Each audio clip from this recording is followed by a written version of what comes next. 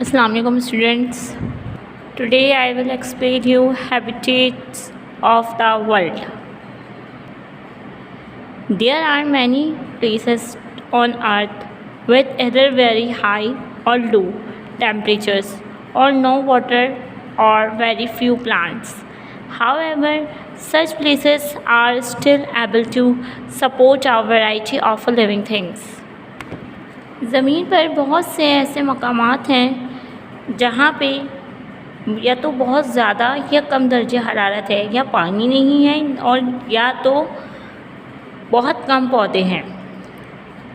ताहम ऐसी जगह अब भी तरह तरह की ज़िंदा चीज़ों की मदद कर सकती हैं। Places to live. A habitat of a living things is the area where it can live and grow comfortably, even if it is a difficult environment for other living things. A habitat can be very hot or cold. It can be up on the mountain or deep in the ocean or in the wide plains. It could even be a city or a village, but these are known as man-made habitats. किसी जानदारों का मस्कन वो इलाका है जहाँ वो रह सकता है, यहाँ तक कि अगर ये ज़िंदा चीज़ों के लिए मुश्किल माहौल है, एक मस्कन बहुत गर्म है या बहुत सर्द हो सकता है, लेकिन ये इंसानों के मस्कन से जाना जाता है। Natural habitats are of the following types: aquatic, polar, deserts, forests. कुदरती मस्कन मंदरजा ज़ेर इक़साम में से हैं: आबी, कुतबी, सहरा, जंगल.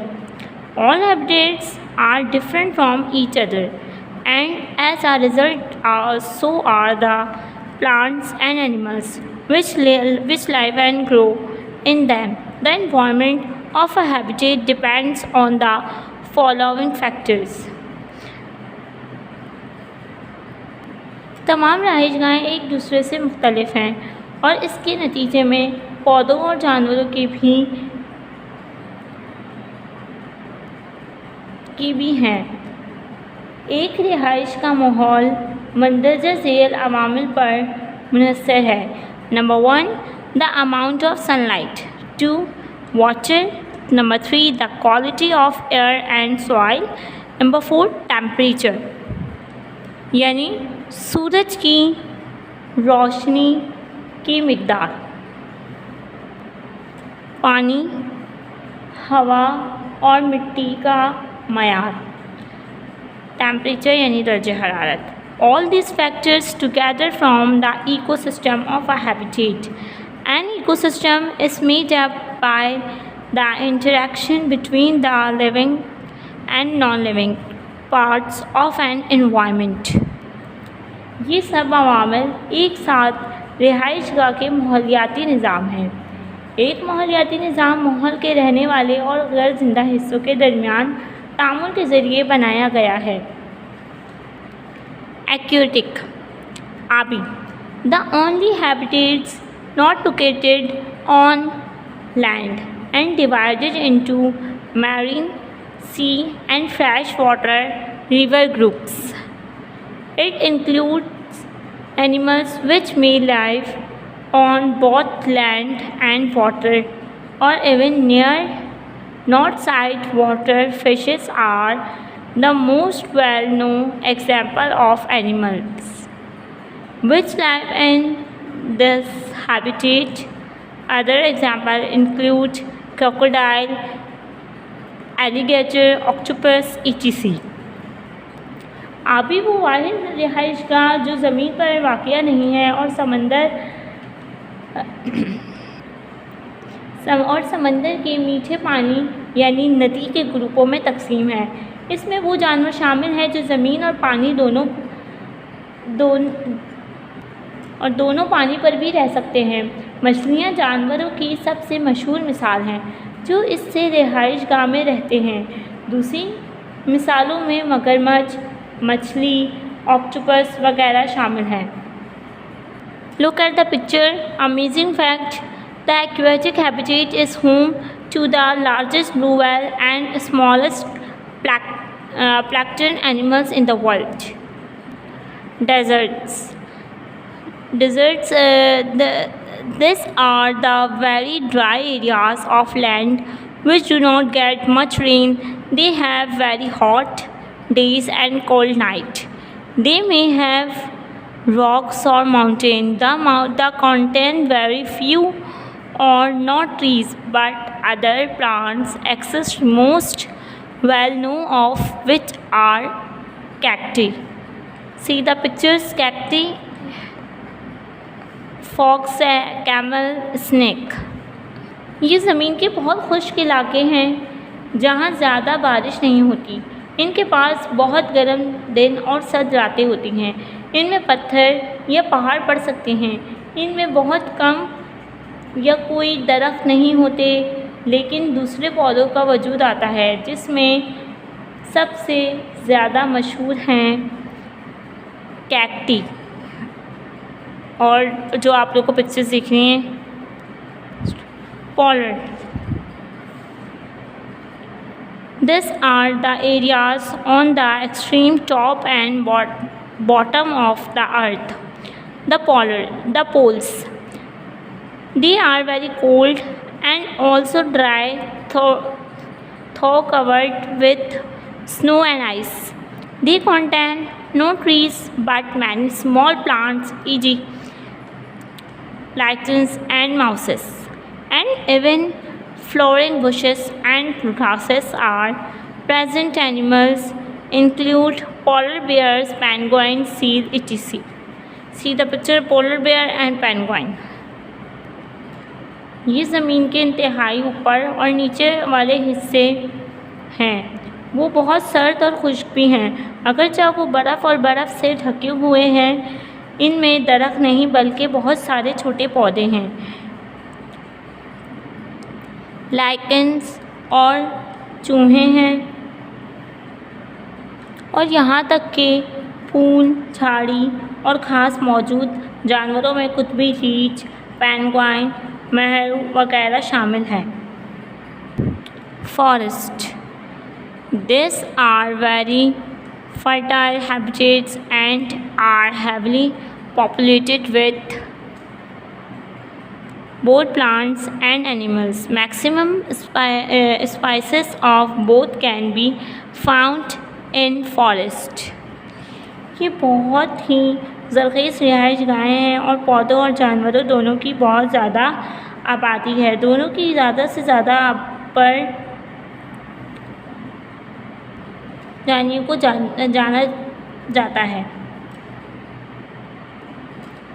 Adaptations to habitats. Living things in a habitat survive because they are well adapted to their environment.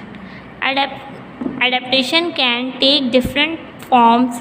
For example, the ability to tolerate extreme temperatures. A camel in a desert can survive in a very hot temperatures, while penguins live easily in the polar environment. In plants, cacti grow mostly in desert, while pine trees are found usually in cold areas. रिहाइश पजीर जो चीज़ें हैं वो ज़िंदा रहती हैं क्योंकि वो अपने माहौल के मुताबिक हैं। रिहाइश गाहों में मुवाफ़िक़त रिहाइश पजीर चीज़ों में रहना ज़िंदा रहता है क्योंकि वो अच्छी तरह से ढाल चुके हैं। इनका माहौल मुवाफ़िक़त मुख्तलिफ़ शक्लें ले सकते हैं। मिसाल के तौर पर इनकी अहलियत की इंतहाई दर्जे हरारत को बर्दाश्त करें। सहरा में ऊँट ज़िंदा रह सकता है बहुत गर्म दर्जे हरारत में, जबकि पेंगुइन कुतबी ख़ित्ते में आसानी से रहते हैं। माहौल पौधों में कैक्टी ज़्यादातर सहराओं में बढ़ती है, जबकि पाइन दरख्त आमतौर पर सर्द इलाकों में पाए जाते हैं। Adaptation can also include ability to live in a particular habitat, e.g. fishes and lotus in aquatic habitats and polar bears in polar regions. मवाफ़क़त में किसी ख़ास रिहाइशगाह में रहने की सलाहियत भी शामिल हो सकती है, जैसे पोलर में आबी रिहाइशगाहों और कुतबी रीजनों में मछलियाँ और कमल खित्ते। Human impact on the environment. The plant's earth has a number of natural resources which we all use and depend on, such as clean water, fresh air, etc. A natural resource is one which is naturally present or grows without humans' help in areas. की ज़मीन में मुतअद्दिद कुदरती वसाइल हैं जिनका इस्तेमाल हम सब करते हैं और इन्हिसार करते हैं, जैसे साफ़ पानी की ताज़ा हवा वगैरह। कुदरती वसाइल वो हैं जो कुदरती तौर पर मौजूद हों या बढ़ता हो बग़ैर किसी इलाके में इंसानी मदद के। Water, plants, oil, gas, air, coal, minerals, sand, etc. are all examples of natural resources. We use them to live and create items for our habitats and comfort. When we use resource faster than it can be replaced, it creates an imbalance in our environment. पानी, पौधों, तेल, gas, हवा, कोयला, मादनियात, रेत वगैरह सब बराबर हैं। कुदरती वसाइल की मिसाल हम इनका इस्तेमाल ज़िंदगी बसर करने और दोबारा करने के लिए करते हैं। हमारे रिहाइश और आराम के लिए अशिया जब हम इस्तेमाल करते हैं जिसकी जगह उसे तब्दील किया जा सकता है, इससे हमारे और माहौल के अंदर अदम तवाज़ुन पैदा होता है। Many times human activity result in adding harmful things to our environment. For example, dumping trash and waste liquid in water result in the death of many fishes. It also means less fresh, clean water for everyone, plants, animals and humans. कई बार इंसानी सरगर्मी के नतीजे में नुकसानदह बदलाई शामिल है। माहौल मिसाल के तौर पर रद्दी की टोकरी में कूड़ेदान और फजला माया पानी के नतीजे में बहुत सी मछलियाँ हलाक हो जाती हैं। इसका मतलब भी हम फ्रेश है यह सब के लिए साफ़ पानी, पौधों, जानवरों और इंसानों के लिए। Cutting down trees or digging up large areas of land for oil and or gas result in the destruction of habitat of many plants and animals. दरख्त काटना या तेल या गट के लिए ज़मीन के बड़े हिस्से खोदना बहुत से पौधों और जानवरों के मिस्किन की तबाही का नतीजा है। इस तरह के इक़दामात की वजह से दुनिया पहले ही तकलीफ़ उठाना शुरू कर दी है। कटिंग डाउन ट्रीज और digging the world has already begun the suffer because of such action. For example, through the overall increase in temperature of the planet. Another way is through extinction of unique plants and animals of the destroyed habitat. Being extinct means something that no longer exists. For example, dinosaur and extinct animals. इन लोगों ने पहले से ही तकलीफ़ उठाना शुरू कर दी है। सियारे के दर्जे हरारत में मजमूई तौर पर इजाफे के ज़रिए, मिसाल के तौर पर दूसरा तरीका ये है कि अनोखे पौधे और जानवरों के नापैद हो जाने और तबाही शुदा मस्कन, नापैद हो जाने का मतलब कुछ यही है जो अब मौजूद नहीं है जानवर। मिसाल के तौर पर डायनासोर नापैद जानवर है। Destruction of habitat is a major reason for many animals to be under threat of extinction in the world. Another reason is the hunting of plants of animals for their skin or meat. Those are some of the endangered animals in the world today. Habitat की तबाही दुनिया में बहुत से जानवरों के मादूम होने के ख़तरे में पड़ने की एक बड़ी वजह ये है, और इसकी एक और वजह जानवरों की जल्द या गोश्त के लिए शिकार हैं। आजकल दुनिया में ख़तरे से दो चार जानवरों में से कुछ ये हैं: